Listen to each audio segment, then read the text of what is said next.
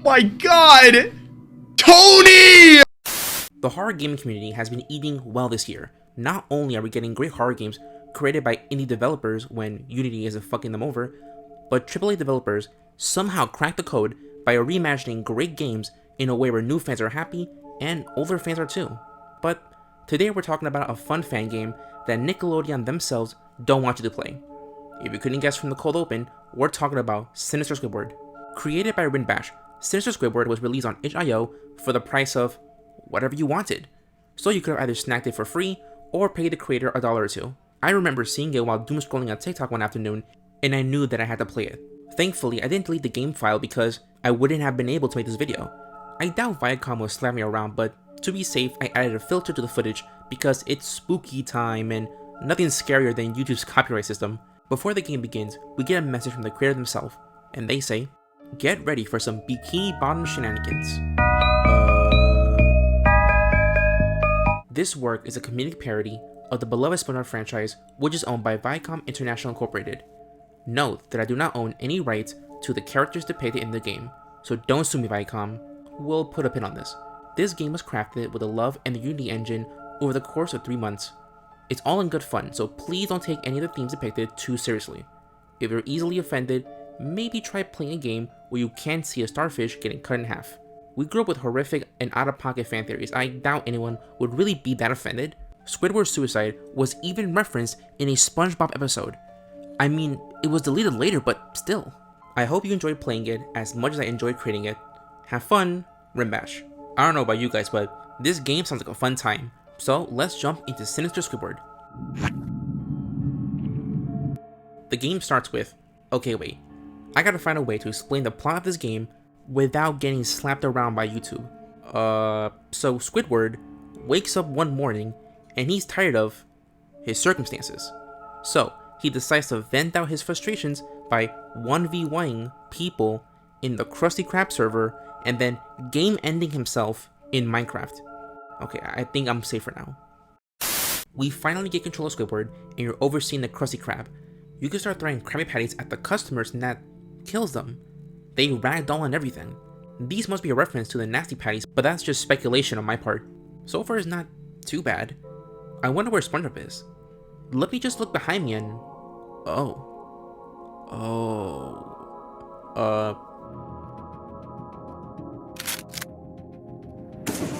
So the police arrive and you decide to crack crabs before speeding away in the Squidnator's boatmobile.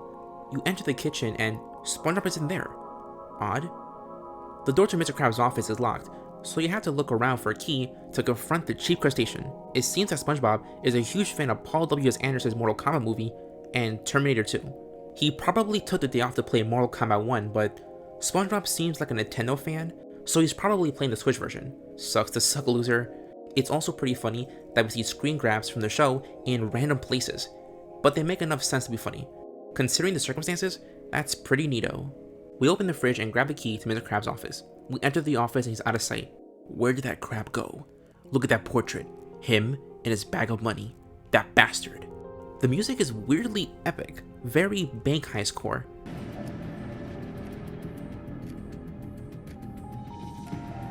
You start pressing on the wall like a Doom character and you find Mr. Krabs hiding in his desk. Mr. Krabs is more concerned that Squidward is taking his money than the whole murdering thing, but it tracks. I don't think it's an AI voice, but more text-to-speech, which is funny when there's spliced audio from the actual show. Squidward, what is happening here? Is that a gun? And I'll take your money. No! If I wanted to film theory this, I could say that this is a reference to Robot Crabs from the Season 3 episode Crabborg, or maybe the Season 2 episode Imitation Crabs. Either way, we unalive Mr. Krabs and make a break for it. We are then treated to a cutscene where we see various news coverage of the attack, with unappealing photos of Squidward being used. There's one that says crazy, which isn't very nice. Then we see Squidward being chased by one cop car, and then he runs over someone, adding a 9th person to the kill count. Before the cutscene ends, we're treated to one more newspaper coverage of the event, and I have a few questions. How are Squidward's words to Mr. Krabs quoted? He was shot point blank. Maybe Armor App's Krabs is more than just a name. Then we see a quote from SpongeBob that states, "I'm gonna try a SpongeBob impression, I'm sorry in advance. This man destroyed entire families with his crimes. He really is a sinister Squidward. SpongeBob, this man knows where you live. He hates you, and he's still on the loose. You're playing with fire, SpongeBob Bob. Then we get a title card, and I really like the logo, especially with the clarinet replacing the eye. This game has shown a lot of effort so far, from the cutscenes and the cool attention to detail. The models are pretty cool too. Usually these games end here, but I knew from the TikTok video that there was more. But I didn't expect another cutscene after this, and it was voiced by someone. I don't know if it's Rinbash themselves, but we get a lore dump, and this universe is pretty out of pocket. Patrick is banned from school zones because he urinated near a kindergarten. SpongeBob murdered 3 people during his driving exam, which is probably the real reason why he was at work today. SpongeBob even said, I'm not doing that voice again, and I do it again, bitch. He is just a little guy. What happened? The Chum Bucket makes bank after the incident, and we're chastised for reading the news. I just wanted to stay up to date, but fuck you, fish person. But before we get into the questionable meat of the game, I want to take a minute to say, if you liked the video, leave a like and subscribe to the channel if you want to see more. Engagement helps videos get seen by the algorithm, so it's appreciated. With that said, let's get into the meat of Sinister Squidward. The actual story is that after evading the police, which was at one police cruiser, he kidnaps SpongeBob and Patrick. He's holding them hostage and threatens to kill them if anyone intervenes. See, SpongeBob, this is why we don't poke the sea bear. The news gets turned off by Sandy. She sets up to save her friends and hope that she doesn't have to kill Squidward. We enter SpongeBob's house in the hopes of ending Squidward's sinister deeds after all. While the first half of the game places you in an active role, the second half shifts the gameplay to the typical run and hide style popularized by Amnesia and Outlast. While I'm not a massive fan of this game style, I do appreciate the variety. As Sandy, your goal is to save SpongeBob and Patrick. Immediately to your left you see a power breaker, but it's locked. As you move around in the pineapple, you hear screaming. You investigate it, and it's Patrick. You try to open the door, but it's blocked by wood. Sandy is a level 1000 karate legend, but this is a video game, so we need a crowbar. You continue exploring the pineapple, and you stumble upon SpongeBob's living room. It's so fun to see actual screen grabs from the show being used here. It goes a long way to prevent people from taking the game too seriously, which is better than the game leaning on the edge factor. This is saying a lot considering the game begins with Squidward game ending the Krusty Krab. There's a bookshelf with a room behind it.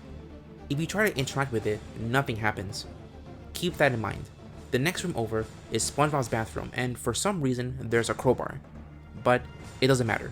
Now you can save Patrick from whatever is happening to him. Keep in mind that you're doing all of this as Squidward chases you around and you gotta scramble to find hiding spots. The closets are the only hiding spots and they're placed well around the map. Sure, the maps are small, but it allows for quick memorization without stressing too much. Unlike other run and hide antagonists, Squidward isn't that aggressive, but it works because, like I said, the maps are small. So whenever you get killed by Squidward, which triggers an actual death cutscene, it's your fault, most of the time.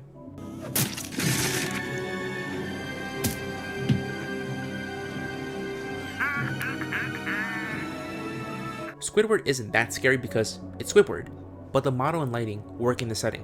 While he's not scary, the idea of being chased by this thing is enough to have you sprinting somewhere. So it's not scary, but it's engaging. I have no idea if that makes sense.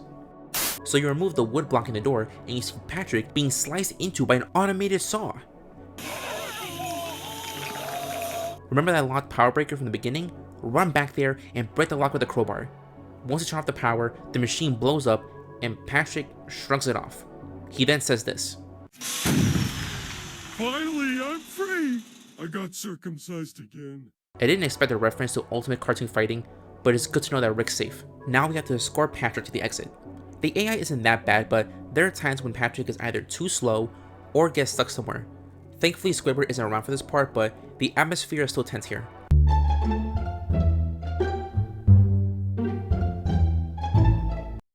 Once Patrick is safely escorted, we have to go back to the living room and examine that bookshelf. Now it opens up, and I don't know if it's scripted or I used the crowbar. Either way, we head up to the second half of this level. Keep in mind that if you die here, you have to restart from the beginning of this level. This could be frustrating, but the game isn't that long, and once you know what you're doing, it's doable. You enter the first room to the right, and it's SpongeBob's bathroom. Right in front of you, there's a picture of SpongeBob and Gary. What a nice picture. And then you look to your left. I don't know if that's Gary's brain or body, but this is inaccurate. We've seen what's under Gary's shell. It's either machinery or his butt. This is definitely legally distinct from the popular Nickelodeon show SpongeBob SquarePants, or in Spanish, Bob Esponja. Viacom has no case against the game. We'll put a pin on that. Deeper into this floor, you come across SpongeBob in a saw trap. He's looking especially dry and bloodshot this evening, and worse off than Patrick, who was getting cut into not even 10 minutes ago. In order to turn off the machines that are pulling him apart, which shouldn't kill him if we're following the lore of ultimate cartoon fighting and the show, we have to look for two things. But first, we have to let this cutscene play out because you'll see. Hey, Sandy, did you come to help me? Yes, SpongeBob? What is this machine? How the fuck should I know? Squidward put me in it, and I think it's gonna split me in half. Sandy cheeks, I'm coming to clear up those cheeks. He's coming, Sandy. You have to hide in the closet. SpongeBob, get ready to die. Squidward, no. Please, I will do anything if you let me go. Squids don't have dicks. Get fucked, SpongeBob.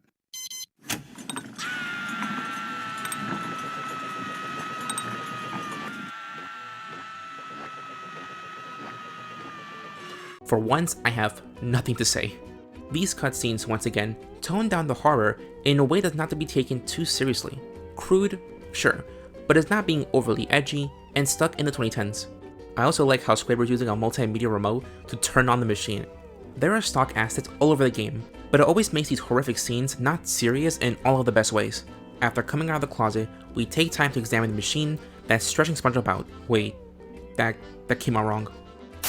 This section was definitely the hardest part of the game, all in all because of how small the map is in comparison to the main floor. One of the machines has a "Don't Wet" sign, I'm not even gonna question this. So we run over to SpongeBob's room, grab the bucket, and fill it with water in the connecting bathroom. Once you do that, you run back to SpongeBob and dump water on one of the machines. This seems to be a one-time use item because we need something else to break the other machine. While avoiding Squidward, you have to run back to where you started and go to the room behind the open shelf. Thankfully, important items have a glow to them because I was stuck here for a while before finding the wrench in this room. With a wrench in hand, you run back to SpongeBob and stick the wrench in the gears. This overloads it, and the remaining machine explodes. A classic callback to SpongeBob. Squidward and explosions go like peanut butter and jelly. This triggers the final cutscene. Once again, I'll let it play out because, come on. Thank you, Sandy. You saved me. You're welcome. Look, Sandy, Squidward is here. SpongeBob, you ruined my plans again. This will be the last time. It's time for me to die.